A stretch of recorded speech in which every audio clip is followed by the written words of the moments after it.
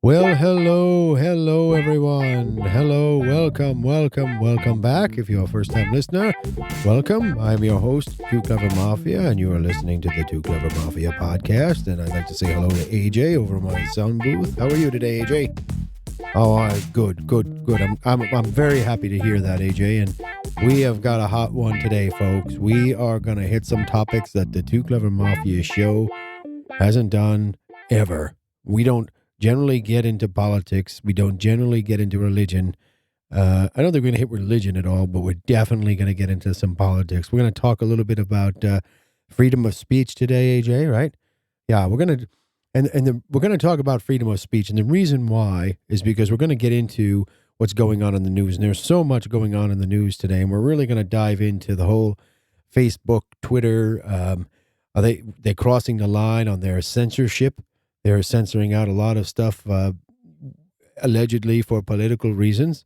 But we're going to talk a little bit about that. But we wanted to kind of explain what freedom of speech is, because there's a lot of shoot from the hip kind of what I can say and what I can't, and where I can say it and when I can say it without any type of liability or anything like that. But that's not always the case. And actually, here in the USA, there's some laws that really do apply to your freedom of speech.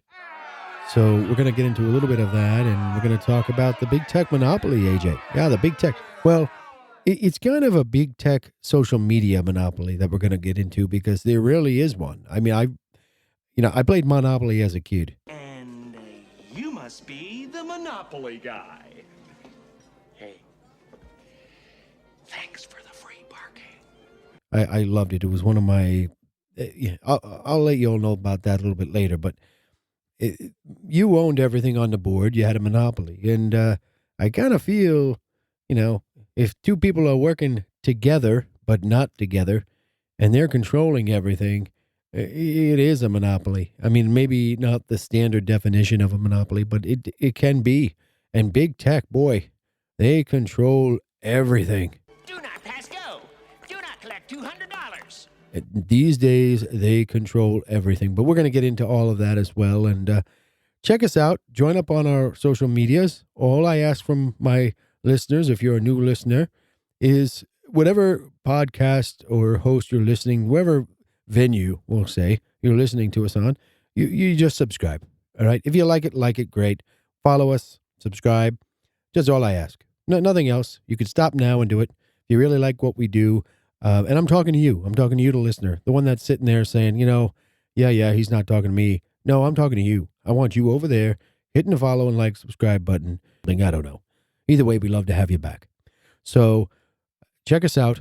We're not going to get into a whole lot of mumbo jumbo, but we're going to take a short break. And we have a really a great show with a lot of great information. So sit back, relax, and prepare to be empowered as we give you the gift of knowledge. We'll be right back. Well, hello, AJ. Hello, Mafians. This is your host, Tooclevermafia. You are listening to the Tooclevermafia podcast. So we are back, AJ. And before we get into what's going on with Facebook and Twitter, and are they crossing the line on the whole censorship thing, I wanted to talk a little bit about freedom of speech. And the reason why this is important is because a lot of people believe freedom of speech but just gives you the right to say anything anytime you want, or close to it, right? But it's really not the case. In the USA, it's really not. Now, freedom of speech does not give anyone the right to falsely yell fire in a crowded movie theater, which some of us know. It doesn't give or support us any right to use hate speech. Definitely. Well, why would it? That makes no sense at all. It doesn't give us any right to display or express any type of racial or religious or sexual bias.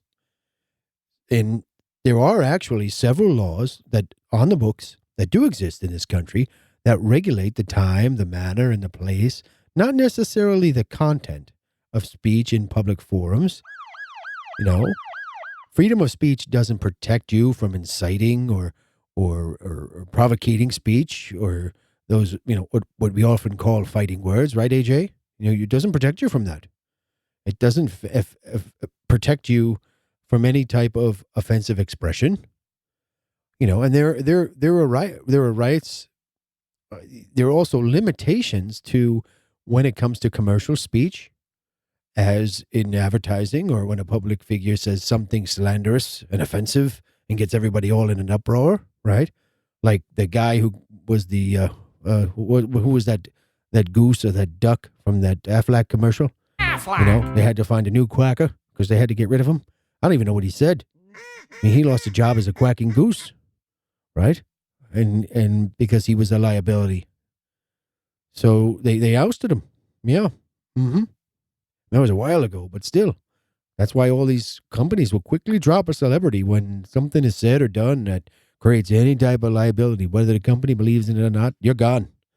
You're out. You're not getting a paycheck from me anymore. I don't need your headache. And there's a difference between freedom of speech. Let's say when you're you're working a job and you're employed and with your employer. And then there's freedom of speech when it comes to the government. Completely different. I like to say, back in the day when I used to manage folks and I had several people working for me, and when you're working in a private enterprise and you're dealing, different companies have different HR or human resources rules and policies and procedures and all of that mumbo jumbo. But if you're working for a boss and you say, I'm going to use my power of freedom of speech and I'm going to tell you how I feel, the boss is going to say, oh, okay, well, you can kick rocks, buddy. You can get out of here. You're fired. Okay. Take your freedom of speech out to the government pavement out in the middle of the street, because in here, this is a dictatorship. I tell you to do something. You do it. I give you a paycheck. That's how it works. You can hit the street, buddy, if you think your opinions matter. Unless I ask for it as a boss. I don't need your opinion. I need you to do what I ask you to do. You gotta gotta stay in your lane, right? I don't know. Maybe I'm wrong. AJ, what do you think? Do you think as an employee, I mean, we kind of have a mutual working relationship, but as a working for another company, hypothetically, if you were, do you think an employee has a right to go to their employer and say, hey, they have the freedoms to just say whatever they want? And I don't think so.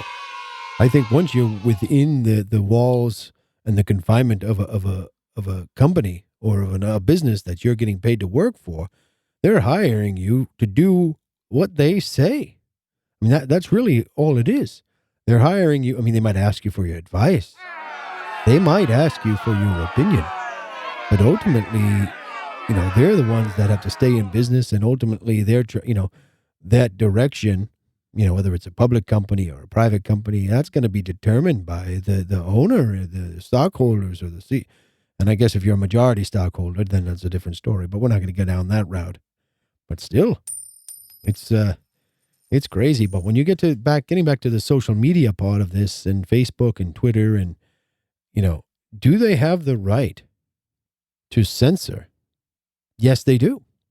They do have the right to censor their users.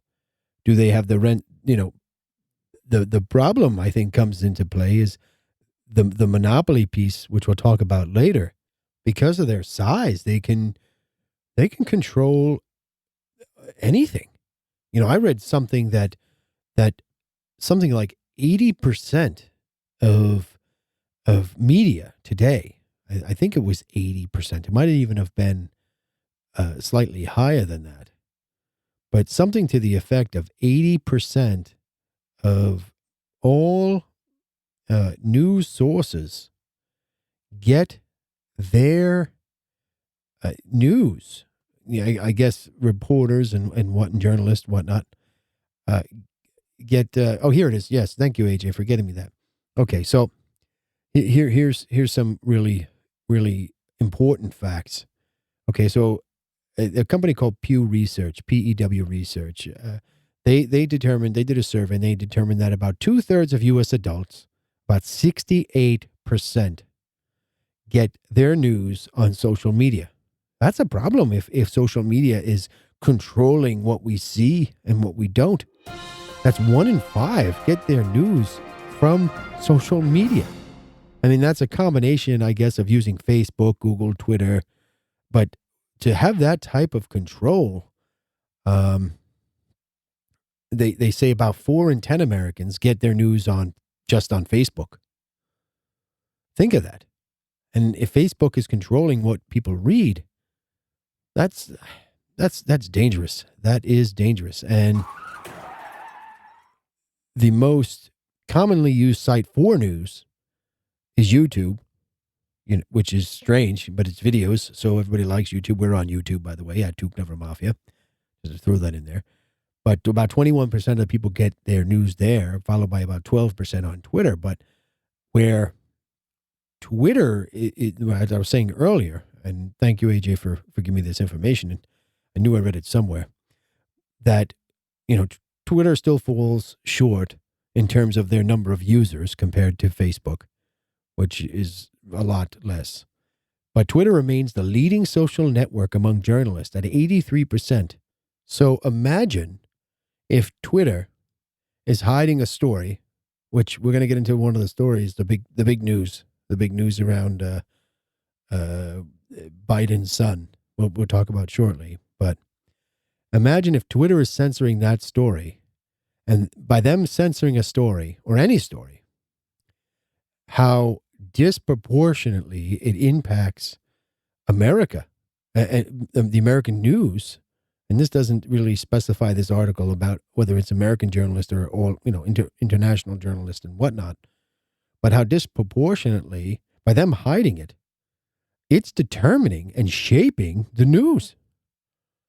That is dangerous beyond anybody looking at this that doesn't see the danger in these massive social media outlets controlling and shaping the news.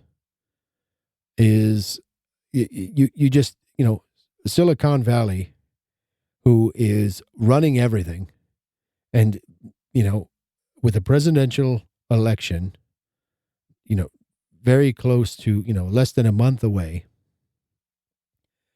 What if they wanted to, they could spread fake news and false news and block stories, and we're going to get into their rationale a little bit, but I do truly feel this is becoming a free speech issue, and there needs to be some control around this. This is going to get out of hand really, really, really fast. The only thing I need to say ultimately around freedom of speech and whether or not we're going to get into Facebook and Twitter are crossing the line on this censorship and freedom of speech, because it's a limited right. It's a limited right that we have. And I feel not everybody understands it. And really, I hear young children are always like, hey, we're going to sue you for saying that, or you say, and I'm like, by young children, I mean people in their 20s. But you're not suing anybody for anything. First of all, you probably got to get a job to pay for the lawyer, and the lawyer's going to get 90% of whatever you're suing for. But most of the time, the things that you think you have, your freedoms, you don't. So whether it's education, whether it's ignorance, we don't know. But I just want to say that a little bit before we get into this whole free speech thing with Facebook and Twitter and their censorship, because I think it's important. So we're going to take a short break. Make sure you get us all back on the social medias. Don't forget to like or subscribe or follow the podcast that you're listening to. It's all I ask. Hopefully you enjoy what we do, and we put a lot of work into what we do here, right, AJ? And we do what we do so you don't have to sift through all of this nonsense, and you can get a clear picture and make your clear. You can come to your own opinions. I'm not going to give you my opinion. I'm going to give you the facts as I see them, as I read them, and you make your opinion. And we'll just give you just the facts, right, AJ? Just the facts. I don't know what movie that was from, but I'm pretty sure it was just from a movie I saw, whatever. So we're going to be right back after this short break. Get ready, everyone, because here comes the headliner, right, AJ? The headliner, Facebook and Twitter crossing the line on censorship? Question mark. We'll be right back.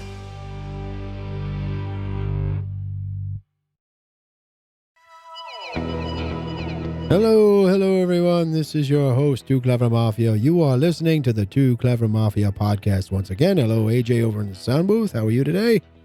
That's great. Hello, listeners. How are you today? That's wonderful, wonderful. Welcome all my new listeners as well. Hopefully you'll become a Mafian after today's episode, because we really are, we love to have you. We love to have you, right, AJ? Yeah, we love to have all of our listeners here. New, old listeners, doesn't matter. We'll take them all. We'll take them any way we can get them, right?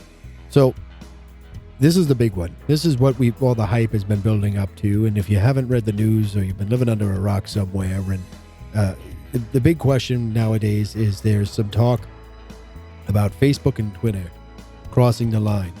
And what that line is, they're crossing the line on censorship and what can be censored and what shouldn't be censored online, considering their size and considering other factors as well. But there was I wasn't going to do a podcast episode on this topic, because here at the Tooclevermafia podcast, we want to bring you the facts, and we wanted to make sure any information we brought you was the facts. And there's some of this stuff, it's a little hard to find out the facts, to be honest. Unless you're going to fly to another country. So, it's kind of like the game telephone, right? Right, AJ? Yeah. So, but we've done enough research, and we are going to present the facts, and you can make your own opinion at the end. But this is how it all started. So, a few days ago, if not the top podcaster in the U.S., if not the world, I know he recently signed a deal exclusive to Spotify. He posted a tweet, and the tweet caught my eye. Yes, I do follow him on Twitter. You could follow us on Twitter at Tooclevermafia, at TOO Clevermafia, right? But Joe Rogan posted a tweet that caught my eye, and it went like this. It said, Facebook and Twitter, this was what he typed, Facebook and Twitter crossed the line, far more dangerous than what they censor. And it was a repost from an article that was written by a journalist named Glenn Greenwald. And the article, I clicked on it. I don't know why. I usually don't. But I clicked on the article, and I started reading it, and I said, wow. And the more I read of the article, I said, this is a problem. Facebook and Twitter are not only are they almost too big to fail, and even though they're just a social media giant, they work off of advertising for the money for the most part. And they have two completely separate ways that they work their businesses. And we'll get into that in a little bit, but I wanted to go over some points from this article. So, and I'll put a link to the article as well. Hopefully it won't be knocked down. But you can read it for, in its entirety, but some of the points that I pointed out, I wanted to point out, and I figured I'd bring it to you so you don't have to do all the research, and you can kind of make your opinions based on the facts. So, the election, the presidential election in the United States is just a few weeks away. And, not real quick, AJ, I was thinking, 3 months from now, we're going to look back, and what are we going to think of the podcast that we're doing today about the election a few weeks from now? Is it going to be, a nice smooth election with a clear-cut winner? Are we still going to be deciding a president at that time? Who knows? Hopefully, we'll have a peaceful transition of power, all of that. But either way, that's my hope. So the article starts up talking about the New York Post. Now, the New York Post is one of the country's, the United States, oldest and largest newspapers. It was founded back in 1801 by Alexander Hamilton. And only 3 U.S. newspapers are more widely circulated than the New York Post. And the New York Post is, it's a New York City newspaper. It's not like USA Today. So, but ever since it was purchased back in 1976 by, you may have heard the name, by the media mogul Rupert Murdoch, it has been known that, like most of Murdoch's owned newspapers, for right-wing tabloid sensationalism, and that it has some real reporters and editors, and it's capable of reliable journalism, though. So the paper published on the cover what was billed as a blockbuster scoop, a smoking gun, right? Evidence in its words and form of email that showed Joe Biden's son, Hunter Biden, traded on his father's position by securing favors from then the vice president at the time, benefits from Ukraine energy company Burisma, which paid a lot of money to an unqualified Hunter Biden, which is clearly he was unqualified, $50,000 a month to sit on the board. While the Biden campaign denies this now, that any such meetings of favor ever occurred. Neither the campaign or Hunter, at least of now, has, they've denied the authenticity of these emails. Now, the New York Post was hyping this story as some bombshell, that it was going to be the like I said, the smoking gun. While the emails, if they're authenticated, provide some new details and corroboration, the board outlined, I guess the broad outlines of the story have long been known. This has been in the media back and forth, whether denied or not, that Hunter was paid a lot of money by this Burisma company, and at the same time, his father was quite active in using the force of the U.S. government, supposedly, to influence Ukraine's internal affairs, right? And this is all known stuff. So the Post explains how these documents were obtained, and how they were obtained. It's crazy. Bizarre at best, as the article says. They claim that Hunter Biden indefinitely left his laptop now containing the emails. Now, I don't leave my laptop anywhere. Actually, my laptop never leaves my office for the most part, but if it does, it's always with me. But I don't just leave it around. But supposedly, or reportedly, however you want to put it, he leaves his laptop containing the emails in a repair store. So he takes it down to Best Buy, tries to get it fixed. The store owner was alarmed, okay? And it wasn't Best Buy, by the way. Just using that as an example. The Geek Squad, they do a lot of fixing of computers and stuff, AJ. Right. Yeah, I know. I brought my iPhone over there to get it working right. It wasn't, couldn't get my email, but they were very helpful. Very, very helpful. Go shop at Best Buy. So, but anyway, this little store owner, I guess it was a little mom and pop place, was alarmed by the corruption these emails revealed. And he gave the materials from the hard drive to the FBI and then to Rudy Giuliani. Now, this is kind of strange if you think about it, but either way, must have not have been a good friend of this Biden family. Ran right over to the FBI because, that's what I do. When I see corruption, I run right to the FBI, right? Now, while there's no proof that Biden followed through with any of Hunter's promises in Burisma, and, there is no reason, at least as of now, to doubt that the emails are genuine.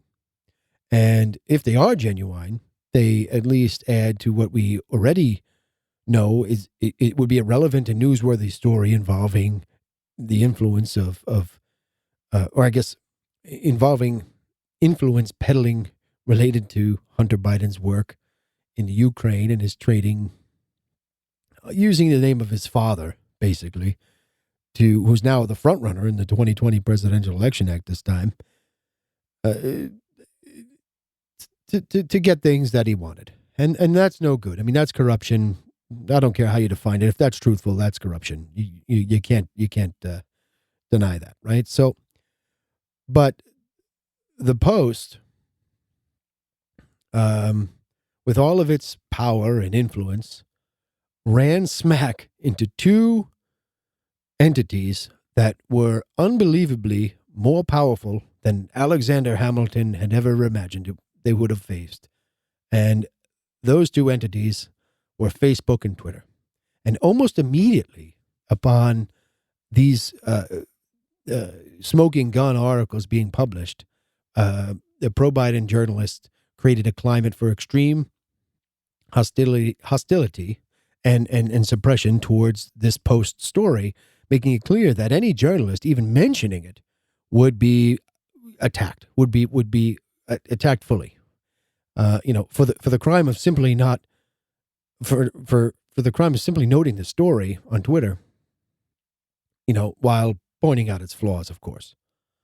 New York Times reporter Maggie Haberman was instantly vilified when she did this, to a point where her name, along with the phrase Magma Haberman, were trending on Twitter. And I saw this and I said, what's magma? I know magma is the Make America Great Again, but they automatically tagged her as it being bad for her to be a supporter of the President of the United States. So these two Silicon giants saw that the hostile climate was happening on their social media platforms, but Twitter and Facebook, right? So about 2 hours or so after the story was online, Facebook got involved. They just jumped out in front, right, AJ? Yeah.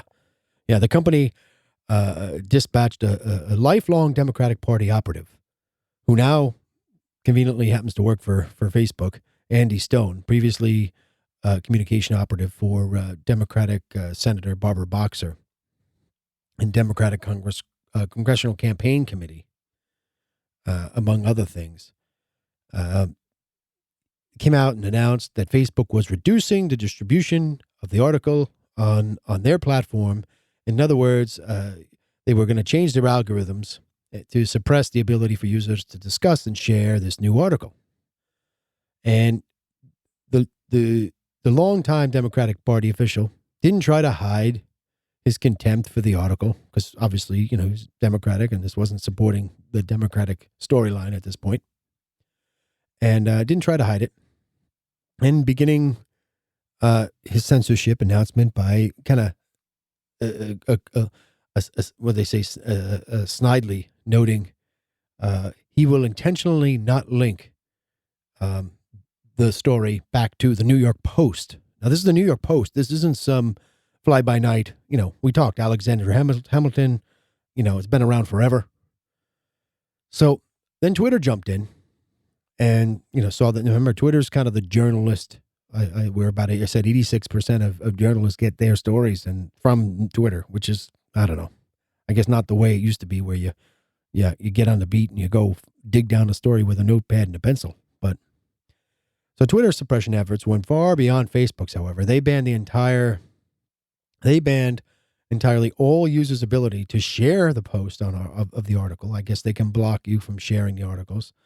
And not just on their public timelines, but even using the platform's private direct messaging feature, so you can direct message somebody privately this article. And this is some deep stuff, why they would do this. And I'll get to their rationale why they did it in a moment. But early in the day, users who attempted to link the New York Post story to either publicly or privately, like we were saying, the direct messaging, they received some crazy message, they said, that rejected. It was an error. It errored out. Later in the afternoon, Twitter changed the message to advising the users that they couldn't post that link because the company judged its contents to be potentially harmful. They called it potentially harmful. A New York Post article was potentially harmful. Like, who is Twitter and Facebook, just FYI, to really say this at all? But either way. I'm just upset that they got involved in this to begin with, whether factual or not. I know, AJ, I got to stay calm. Trying to stay calm here. So even more astonishing, though, was that Twitter ended up locking the account of the New York Post. They shut down their account of the New York Post. How is that not infringing? I mean, the freedom of the press and really, how is that even allowed? If you're going to be I don't know, maybe because they're a private platform, They're not a government platform like we talked about, the freedoms, but that's something.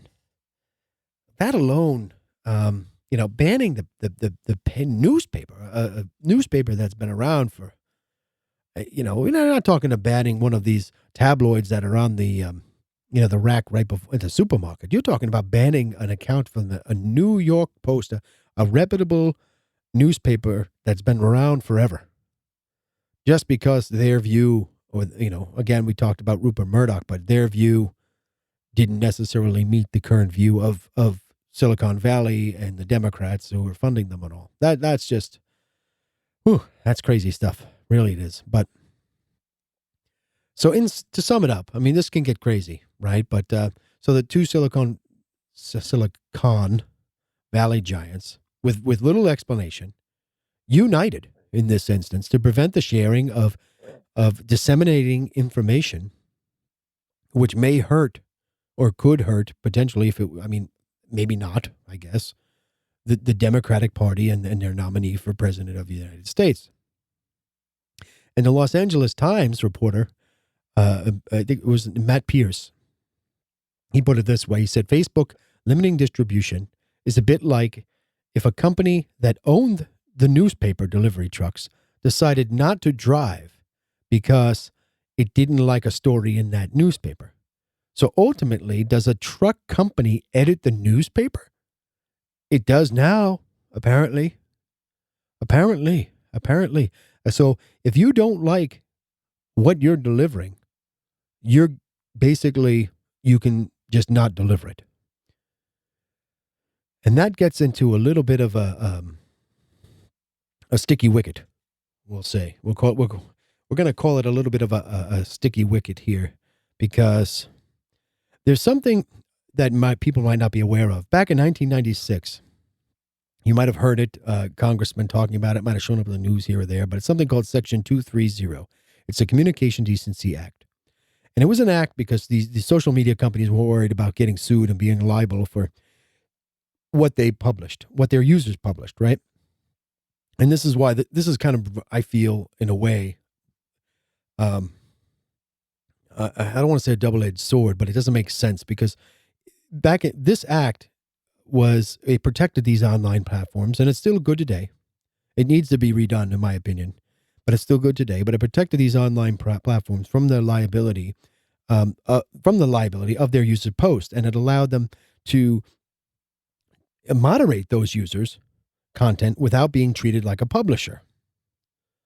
So, in essence,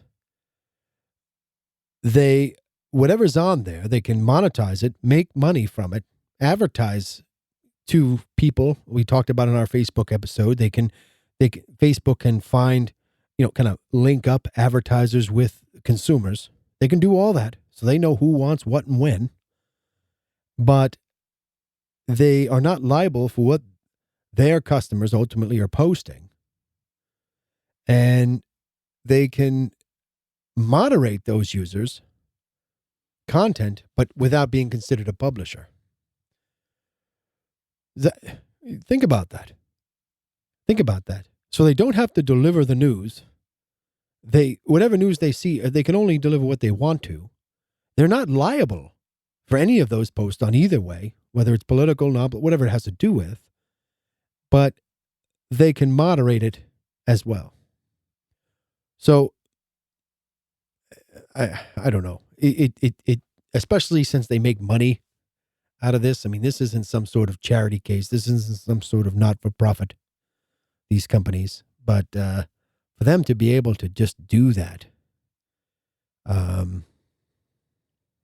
we talked about free speech, but it goes without saying, the constitutional guarantee restricts the actions of the governments, not private corporations such as Facebook and Twitter. But, pointing this out, does not come close to resolving the controversy here. I mean, the actions by these gigantic corporations and are, comparing it to, our constitutional rights as freedom of speech doesn't mean that they're not wrong to do this. I mean, state censorship is not the only kind of censorship. Private sector repression of speech and thought, particularly in this new internet era, can be just as dangerous and consequential. Imagine, for instance, if two Silicon Valley giants, if these two Silicon Valley giants unified or united with Google. I mean, and then they declared, henceforth, we will ban all content that is critical of President Trump and or the Republican Party, but will actively promote criticisms of Joe Biden and the Democrats. Would anybody encounter difficulty understanding why such a degree would constitute dangerous corporate censorship at a level that we've never seen before in this country? Would Democrats respond to such policy by simply shrugging it off on the radical libertarian ground that private corporations have the right to do whatever they want? To ask that question is to answer it. To begin, Twitter and particularly Facebook are not ordinary companies. This isn't Joe's Pizzeria down the road, who sells to the community and, maybe makes a living barely with his pizza sales. These are conglomerates. Facebook, as the owner, is not just of a massive, it says an owner, just not of just a massive social media platform, but is also, they provide other key communication services and have kind of gobbled up. They bought Instagram and the company WhatsApp, which is like a messaging app, like a text messaging app, I guess you would call it, right? AJ, is that social media app? Okay.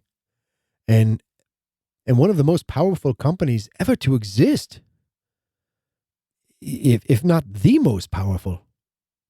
You think Google is monstrous, but Facebook has got every subscriber, everybody on there. And in June, this past June, the House Judiciary Subcommittee on Antitrust, Commercial, and Administrative Law launched an investigation into the consolidation of power of Facebook and these three companies, Google, Amazon, even Apple.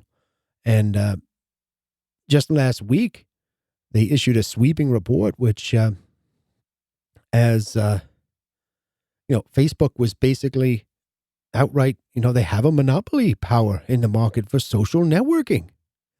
And that power is firmly entrenched and unlikely to be eroded by any competitive pressure. Nobody can come out and say, "Hey, you know what, Facebook, we're gonna knock you off the top of the mountain." It ain't gonna happen. Just not gonna happen. And from anyone at all due to just the high entry barriers, including the strong network effects and the high technology costs and, Facebook's significant data advantage that they have in the market, that it's all very discouraging to any direct competition. They might as well just let Facebook buy them until, if I had a company that competed with Facebook, I'd be like, hey, buy me now, because eventually the government's going to step in and say, hey, no more mergers, which, sometimes they do that and it's a little bit too late, but it just discourages any competition. Any competition. And, I wanted to talk about the rationale a little bit of the two real quick. And then Twitter's rationale for doing this, just to give them a fair shake. But the rationale offered by both Twitter and Facebook to justify their censorships just make all of this more alarming, not less. I mean, Twitter claimed that the Post article violated its so-called hacked materials policy. What they're saying, which they say permits commentary or discussion about hacked materials. Come on.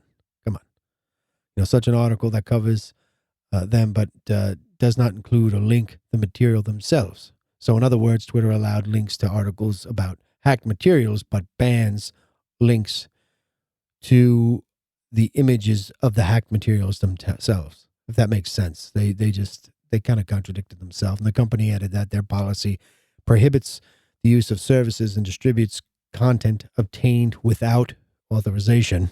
Yeah, like they haven't distributed stuff that wasn't authorized in the past. But because they said they don't want to incentivize, there's that key word, incentivize, because that's what they are. They're a marketing company. But they don't want to incentivize hacking by allowing Twitter to be used as a distribution for possibly illegally obtained materials. Wasn't there something with the tax returns of the president that was leaked and they were obtained illegally? You know, whether they're right or not, but weren't they obtained illegally and they're distributed? Yeah, I'm not going to say how I think that happened and what platform they were distributed on. Remember, Twitter is the 86% journalist platform. Facebook's rationale for suppressing the article, they said that they need to have it fact-checked.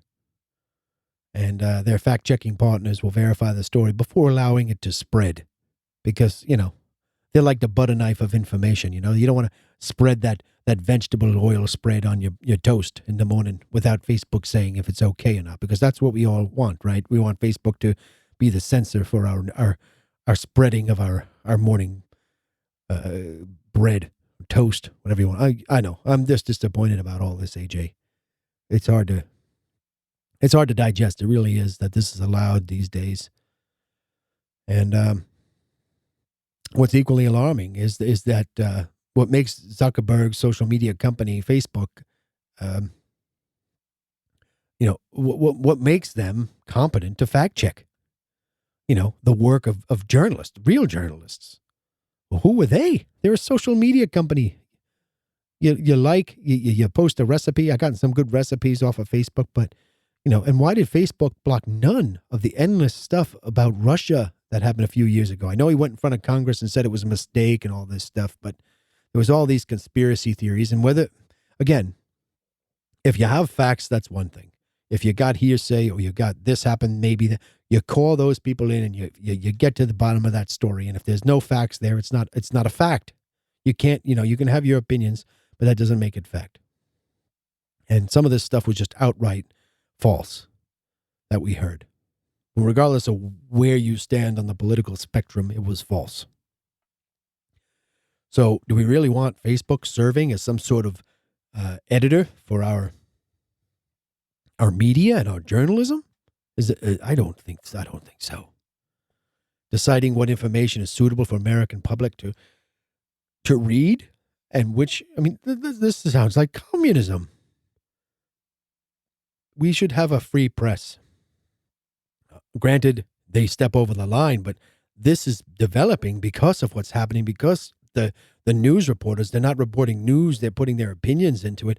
That we need, as a country, as all these media outlets need to get back to telling the facts.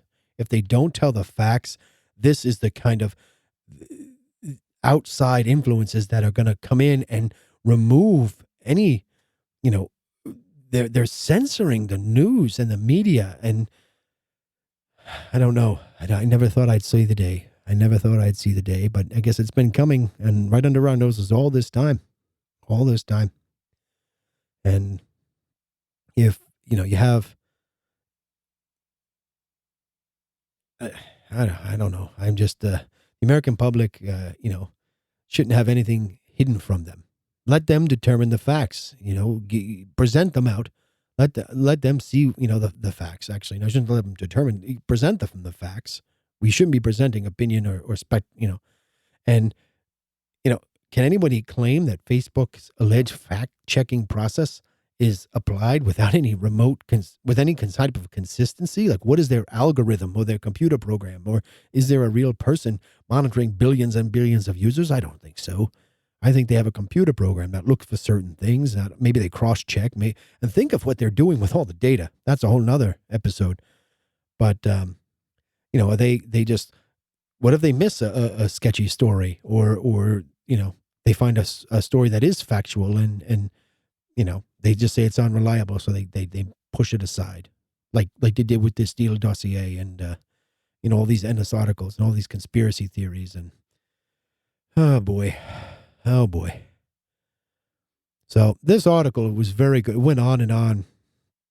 And very well written piece, and it makes you think. It makes you think about, hey, are we going to allow, a newspaper founded in 1801 by Alexander Hamilton,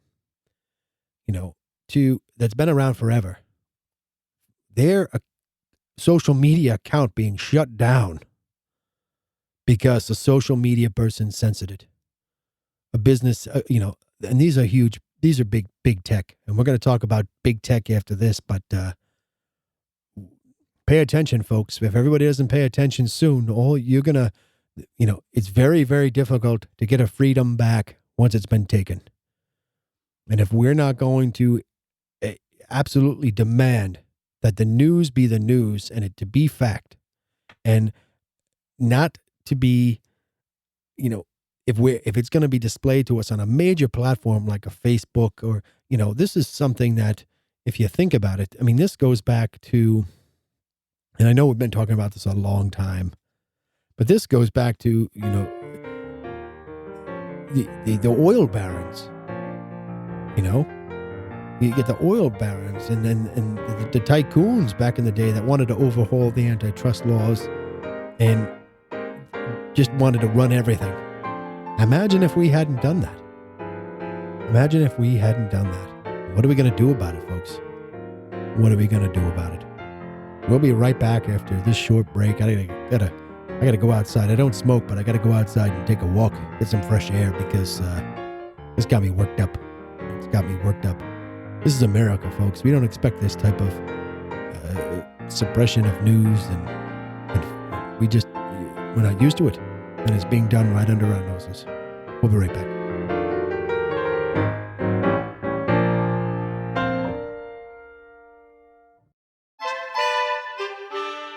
Well, hello. Welcome back, Mafians. Welcome, AJ. Thank you for another wonderful intro. And welcome, new listeners. If you're here for the first time, welcome. We love having you. We love every Mafian we can get a hold of joining our podcast. And I am your host, Tooclevermafia. You are listening to the Tooclevermafia podcast, right? So, welcome again. And we are back to talk about big tech, the big tech monopoly, we're going to call it. We're going to say it's the social media and big tech monopoly, as we're, why am I having trouble saying that word? Monopoly. Monopoly. Kind of a funny word if you think about it. Monopoly. Well, what is a monopoly, right? What is Monopoly? I remember playing Monopoly. It was the board game. You remember that? I think it was Parker Brothers.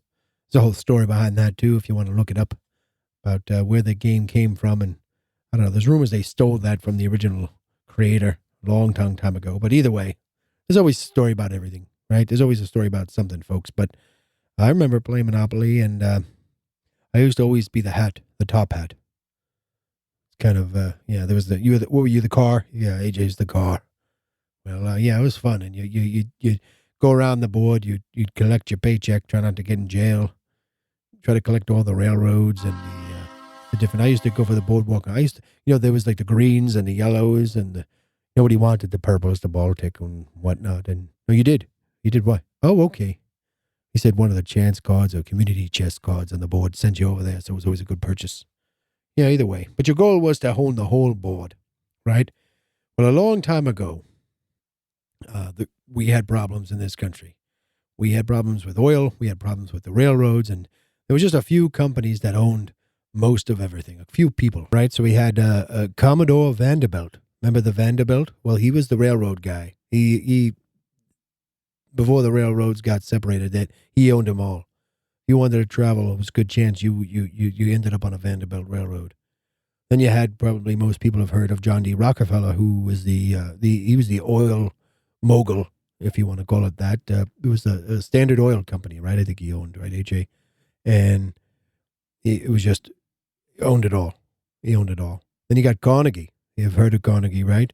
Carnegie's the steel. He owned, back in the late 1800s, early 1900s. I mean, that you building railroads. You had to, that's kind of what you did back then. And then there was the fourth one, which doesn't get much press, but it was a huge monopoly back then. It was actually started by a gentleman named J.B. Duke.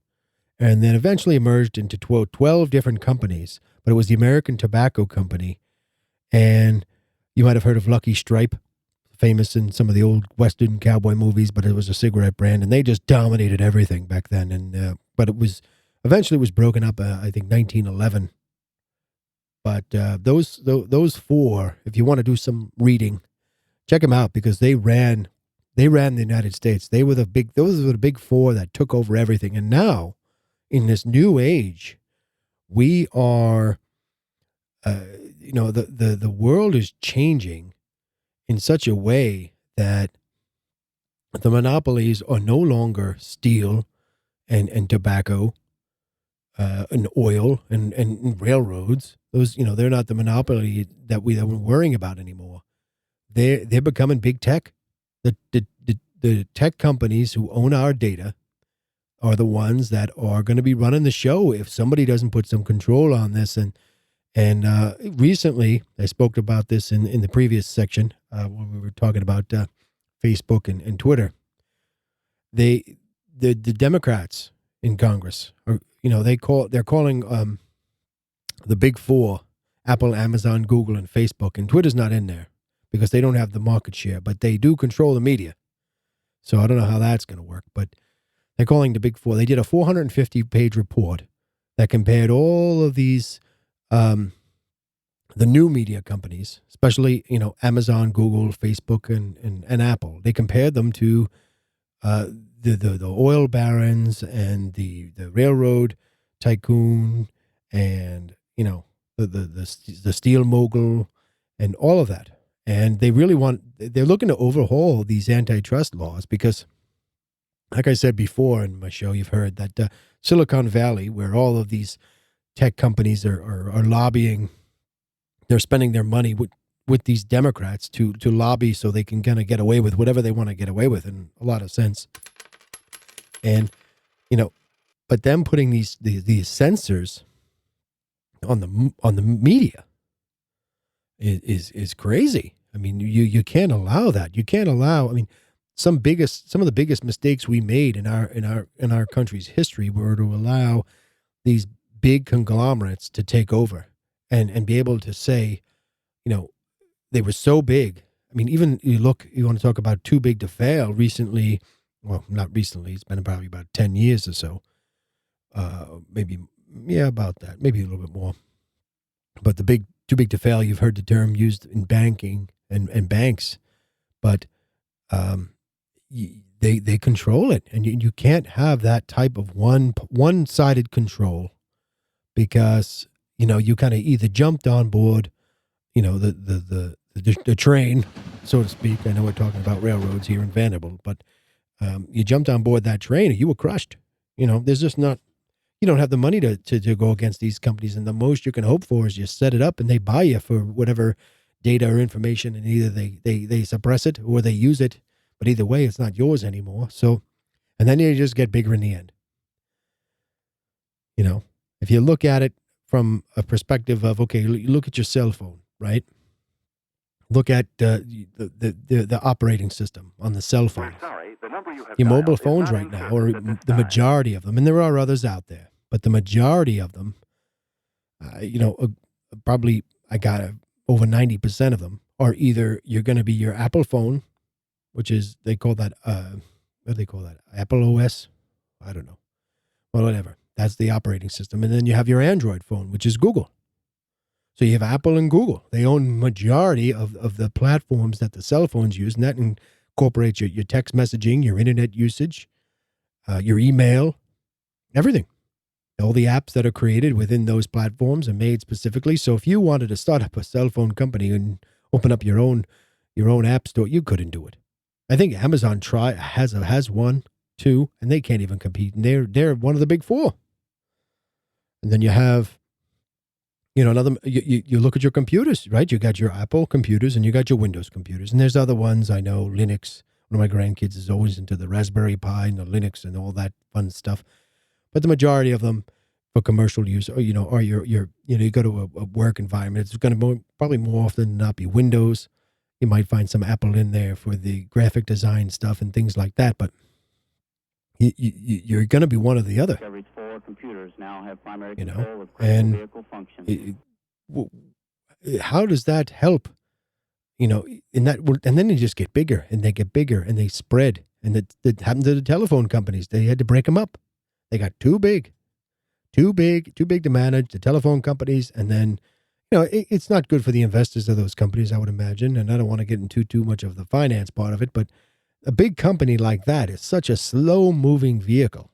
When you get so big, like and Google, I would imagine physically is not big, but I mean, I'm sure they have, you know, imagine data farms and you know, company wise, they got people and techs and technicians and all of that. But if you have a company that is so many different parts and has their hands in so many different things, it's got to be very difficult to make a sharp left turn or right turn. You know, you can't do that with a big truck like that.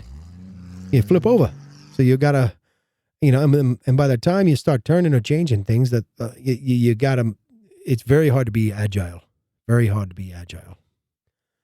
And, you know, you makes you really look at this and say, you're going to, you know, is Google the next, you know, Standard Oil company?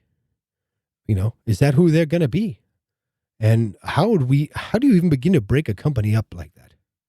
You know, you know, it's a term synonymous with search. Yeah, I'm going to Google that. You know, you think Ma Bell was a term where you made a phone call, but now it's like you're going to Google, like that stuck. Like, right, didn't it, AJ? Well, I remember before Google and before and now they even have their own browsers and all, but it was Microsoft and you just searched the web and you know, you did what you had to do to find what you needed. And then, now you Google it.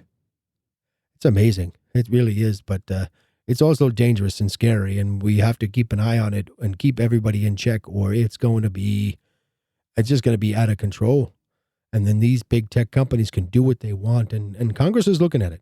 Congress is, you know, saying, hey, we gotta do something about this, and hopefully, you know, these big companies don't go in and are able to just, what they call them back in the day, grease the palms to make these Republicans, Democrats, or whatever. These politicians look the other way, but they need to stop that. And, you know, they're talking about quantum internet, these big companies, which is the next phase of internet. It's supposed to be super fast. Have you heard anything about that, AJ? No? Well, yeah, it's the next phase of internet, and it's supposed to be faster and unhackable.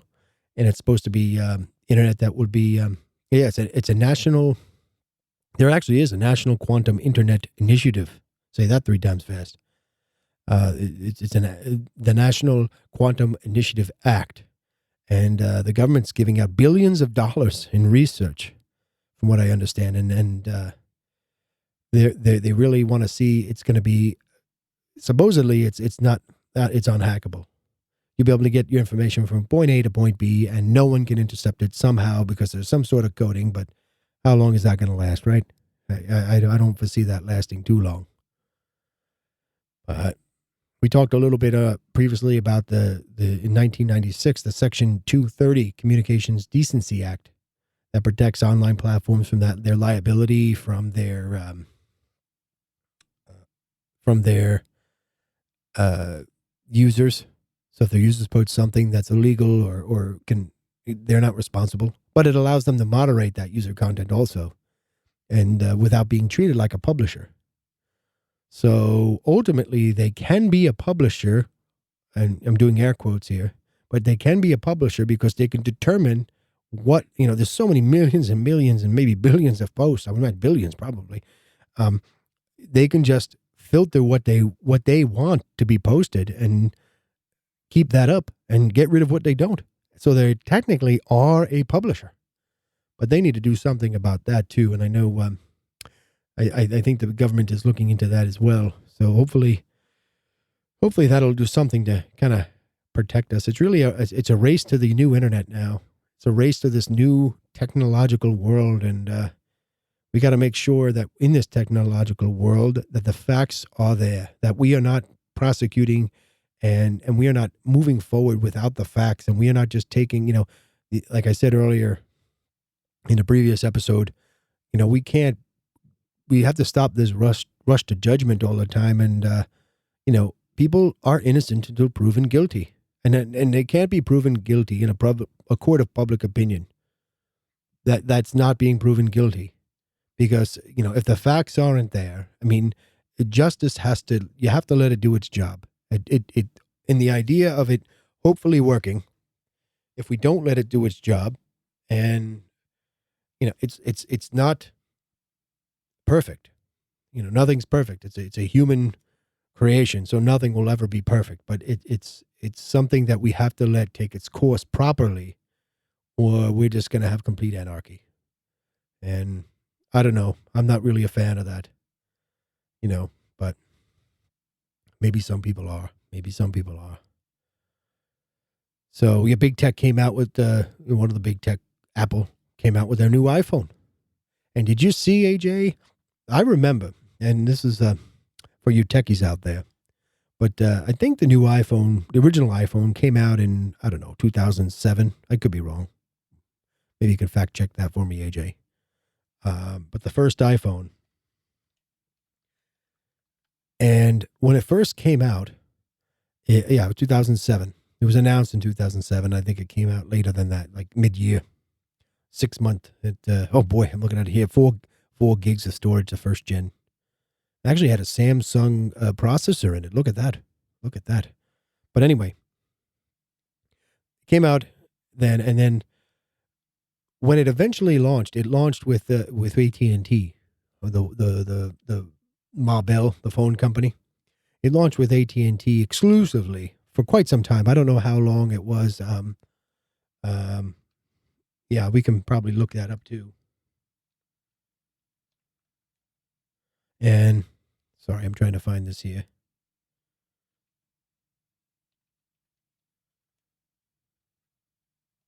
But it launched exclusively with AT&T. And it had the exclusive rights for, I think it was the first couple of years, right? Yeah. Yeah, I'm looking at it here. I'm just trying to get all this information here. Probably should have had this ready ahead of time, AJ. But either way, I got nowhere else to be. But yeah, so it had the exclusive rights. And then now I watched the video because they were doing, social distancing and all. And I watched the on the Apple website, they've got the video of the launch.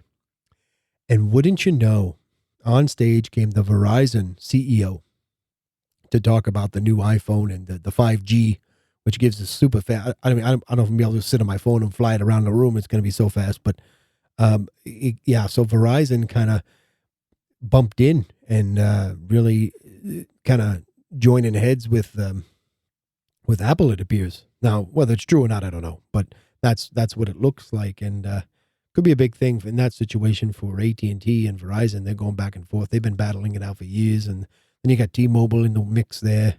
They just bought Sprint.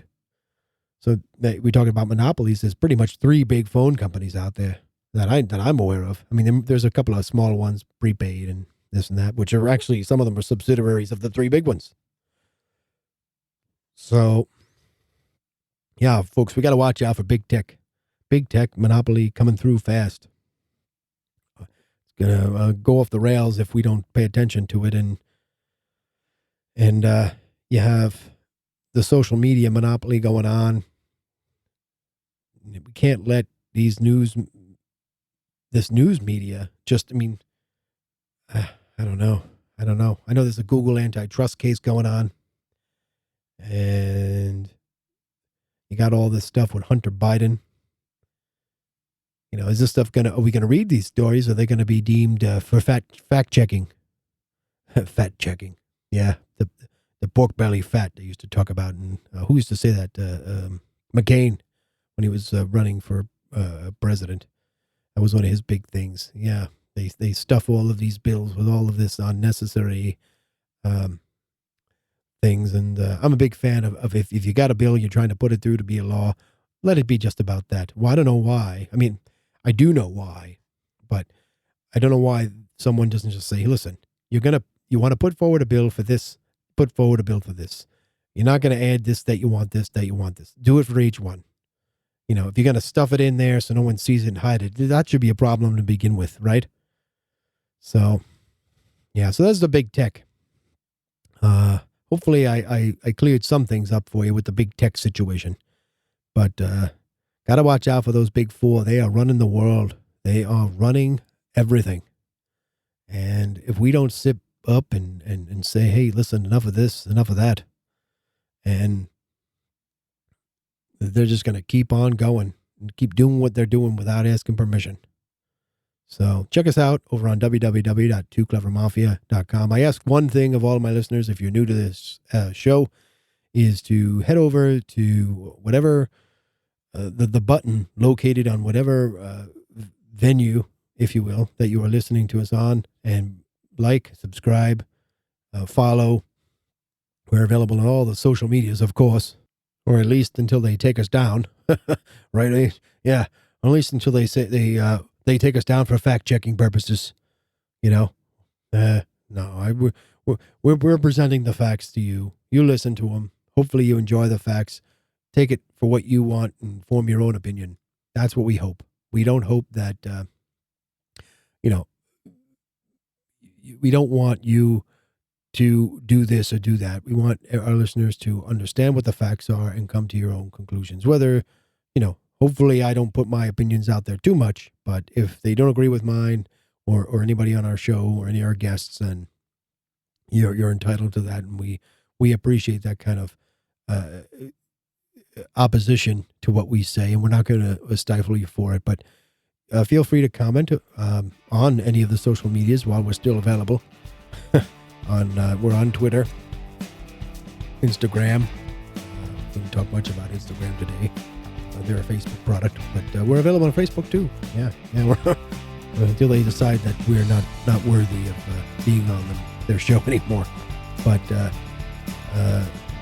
check us out. We'll be right back. We're going to take a short break, and we're going to wrap up today's show. And it's been a wealth of information, and I hope everybody's gained a little bit from it. We'll be right back.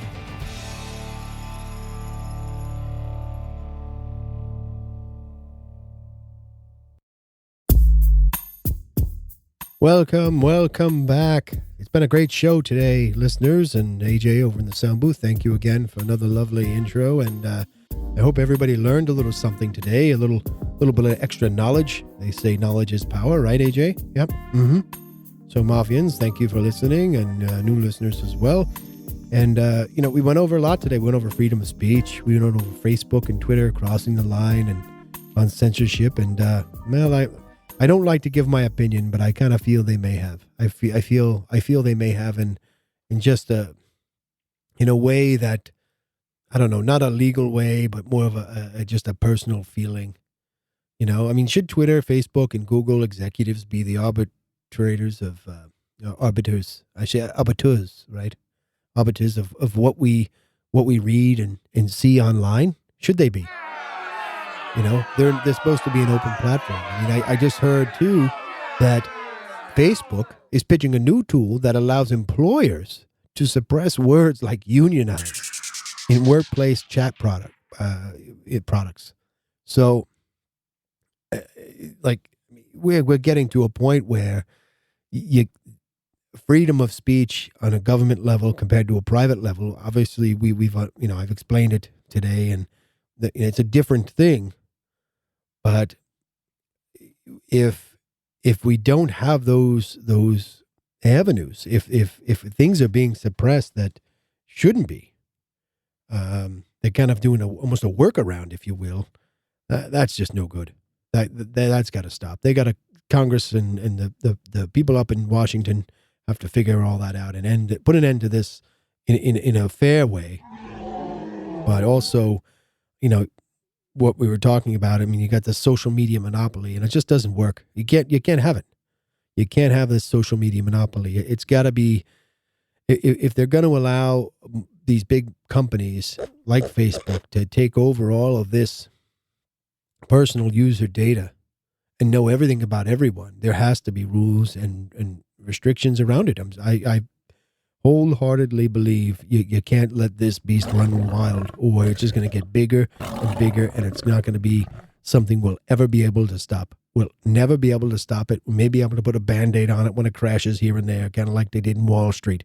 But you're never going to be able to stop it if we continue to let this go. And it's already maybe past that point. And then we talked about big tech monopolies today. And again, you have your Facebook, your Apple, your Google, and you can't. Something's got to be done.